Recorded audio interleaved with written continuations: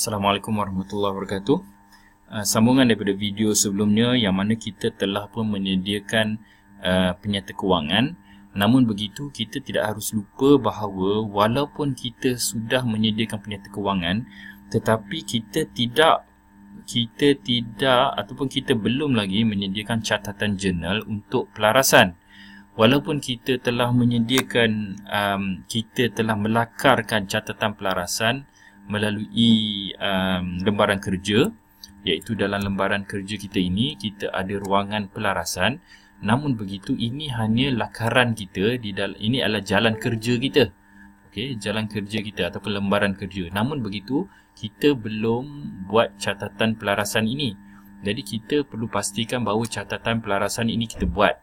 Okey, jadi kalau kita lihat kat sini, catatan pelarasan yang pertama kalau kita lihat di sini ialah kita telah kreditkan bekalan, dan of course dia ada debit dia ialah belanja bekalan. Begitu juga item yang lain.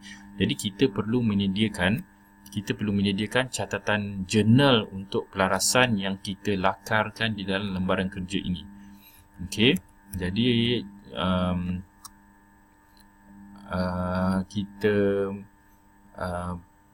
kita lakukan catatan jurnalnya. Okey, jadi ini ialah senarai catatan jurnal bagi semua pelarasan yang kita telah buat, dan ini kita pun telah tahu, iaitu dalam contoh tadi kita ada catatan pelarasan pertama ialah debit bekalan, debit belanja bekalan 960 dan kreditkan bekalan 960. Dan kita ada belanja susuk nilai, maka kita debitkan belanja susuk nilai 200 dan kreditkan susuk nilai terkumpul 200. Kemudian kita debitkan hasil belum terperoleh 170 dan kita kreditkan hasil perkhidmatan 170. Kemudian kita debitkan belanja gaji 350 dan kita kreditkan gaji belum bayar 350. Jadi ini adalah catatan jurnal. Selepas kita buat catatan jurnal, kita perlu buat dia punya post ke ledger. Okey, kita perlu postkan catatan jurnal ni ke ledger masing-masing lah, ke akaun masing-masing. Okey, jadi yang itu kita tak tunjuk di sini lah. Okey, itu ialah catatan pelarasan. Okey, namun ada satu lagi catatan yang kita guna buat selepas kita menyediakan penyata kewangan. Okey, bila kita sediakan penyata kewangan, selepas itu, bila kita hendak masuk ke dalam tempoh perakaunan yang baru, maka kita perlu tutup dahulu akaun-akaun tertentu. Okey, yang kita panggil sebagai catatan penutup. Diberitahu di sini, at the end of the accounting period, the company makes the accounts ready for the next period. Iaitu kita membuat catatan penutup dengan tujuan supaya akaun-akaun kita bersedia untuk tempoh perakaunan yang berikutnya, ataupun dalam bahasa mudah kita kata macam reset balik lah. Kita reset balik akaun kita. Jadi akaun-akaun kita, semua akaun-akaun kita, asset, liability dan akaun-akaun aktiviti pemilik, semuanya boleh terbahagi kepada dua, iaitu akaun-akaun yang sementara dan juga akaun-akaun yang kekal. Okey, akaun-akaun yang kekal adalah akaun-akaun yang tidak ditutup. Okey, akaun-akaun tidak kita tutup. Akaun-akaun ni kita hanya kirakan kita dapatkan baki, kemudian baki tersebut pada akhir tempoh sesuatu tempoh perakaunan kita akan dapatkan bakinya, perbezaan antara debit kredit dia. Baki tersebut kita ambil baki tersebut, kita masukkan dalam imbangan duga dan kita lalui semua proses-proses seterusnya. Dan selepas itu, bila bermulanya tempoh perakaunan yang baru, kita teruskan dengan baki yang sedia ada. Okey, namun begitu untuk akaun-akaun yang sementara, dan untuk akaun-akaun sementara ini, bakinya apabila akhir satu tempoh perakaunan, kita akan kira perbezaannya. Perbezaan tersebut kita akan pindahkan ke imbangan duga dan ke proses seterusnya. Tetapi apabila bermulanya tempoh perakaunan yang baru, akaun-akaun tersebut ditutup supaya bakinya dijadikan sifar semula, jadi kosong semula. Okey, sebab pada tempoh perakaunan yang baru, contoh paling mudah, untuk tempoh perakaunan baru, maka of course dia tidak ada hasil lagi. Bila contohnya tadi kita ada kita tempoh perakanan kita berakhir 31 Mac, maka pada 1 April, bermula dari 1 April tidak ada apa-apa hasil. Hasil baru nak bermula. Jadi hasil tu kita jadikannya sifar. Sedangkan dalam akaun kita ada baki. Jadi apa yang kita buat, kita akan lakukan catatan penutup untuk menutup baki kita. Dan jadi di sini all revenue accounts kita akan semua akaun hasil kita akan tutup, semua akaun belanja kita akan tutup, sebab belanja dan hasil ni dia relate, dia berkait dengan tempoh. Okey, bila kita masuk dalam tempoh perakanan yang baru, maka hasil dan belanja daripada yang lepas tak patutlah kita masukkan. Okey, jadi kita akan tutupkan dia. Begitu juga dengan akaun ambilan. Okey, akaun-akaun yang kekal adalah akaun aset. Okey, sebab akaun aset ni sebab akaun aset ni adalah harta kita. Dia sentiasa adalah, melainkan kita buang dia, kan? Melainkan kita jual. Begitu juga liability, selagi kita belum bayar liability kita, selagi tu ia wujud, maka tak ada basis untuk kita tutup melainkan kita telah bayar. Okey, jadi dia adalah akaun-akaun yang kekal. Begitu juga dengan akaun modal. Okey, akaun modal adalah akaun yang kekal, tetapi akaun ambilan dia akan menolak daripada modal. Okey, jadi akaun ambilan juga adalah akaun yang sementara. Jadi catatan penutup hanya dibuat untuk menutup akaun-akaun yang sementara ini. Okey, jadi dia kata di sini catatan penutup ialah memindahkan pendapatan atau rugi bersih dan ambilan kepada ekuiti pemilik pada akhir tahun. Jadi bila kita tutup, sebenarnya hakikatnya bila kita tutup pada satu tempoh, hakikatnya ialah kita memindahkan semua baki-baki ini, kita pindahkan ke dalam akaun modal. Jadi akaun yang sementara ini akan kembali kosong, tetapi akaun modal sudah mengambil kira perubahan ataupun apa yang berlaku di dalam akaun-akaun sementara ni. Okay.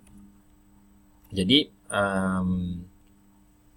prosesnya ialah bila kita tutup akaun, contohnya kita tutup akaun hasil, kita akan pindahkan kita akan tutup akaun hasil dengan kita mengcancelkan ataupun kita seolah-olah mengkontrakan catatan bakinya, dan catatan tersebut kita masukkan dalam income summary, dalam ringkasan satu akaun baru yang kita wujudkan, iaitu akaun ringkasan pendapatan. Akaun ni adalah akaun sementara saja, hujung tempoh saja.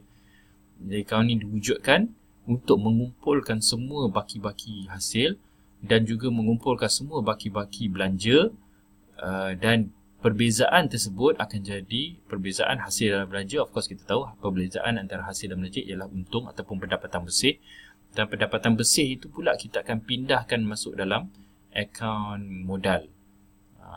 Begitu juga akaun baki daripada sebarang ambilan kita akan pindah ke dalam akaun modal, sebab akaun modal kita akan update daripada akaun-akaun hasil, belanja dan juga akaun ambilan. Okay, ini adalah 4 langkah yang kita buat. Iaitu pertama, kita pindahkan baki hasil ke dalam ringkasan pendapatan. Kemudian kita pindahkan baki-baki akaun belanja ke dalam ringkasan pendapatan.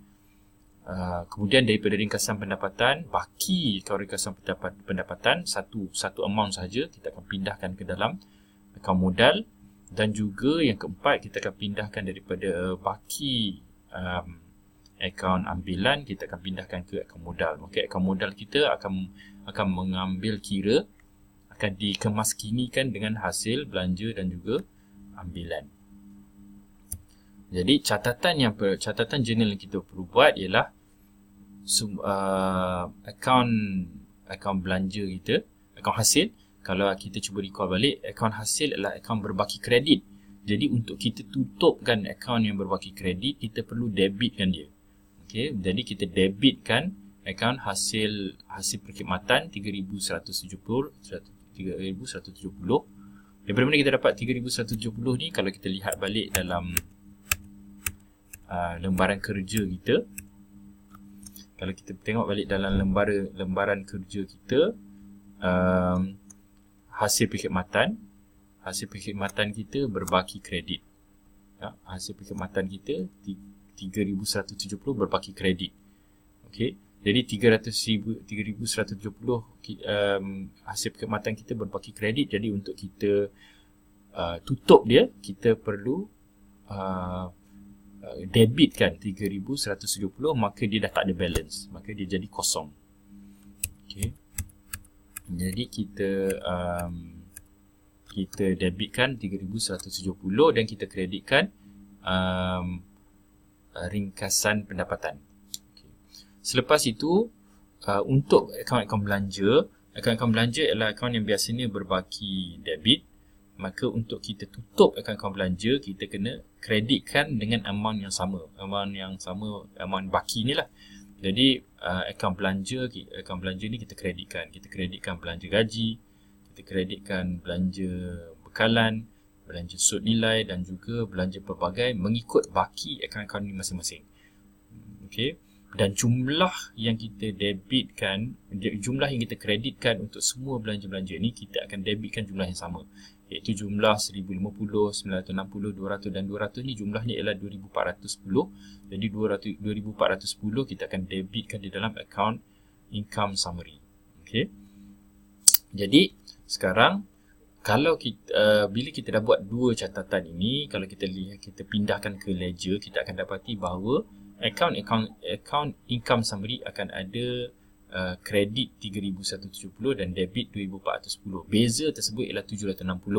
Jadi account income summary kita ada baki 760. Jadi untuk kita tutup pula account income summary, kita akan debitkan 760. Okay, kita debitkan 760 dan catatan bergu dia ialah kita kreditkan akaun modal. Jadi dia menambahkan modal daripada dia extract balik daripada income summary ni, dia extract 760 dan dimasukkan ke dalam account capital. Okey. Jadi ni akan update kepada akaun modal. Kemudian oleh kerana kita ada akaun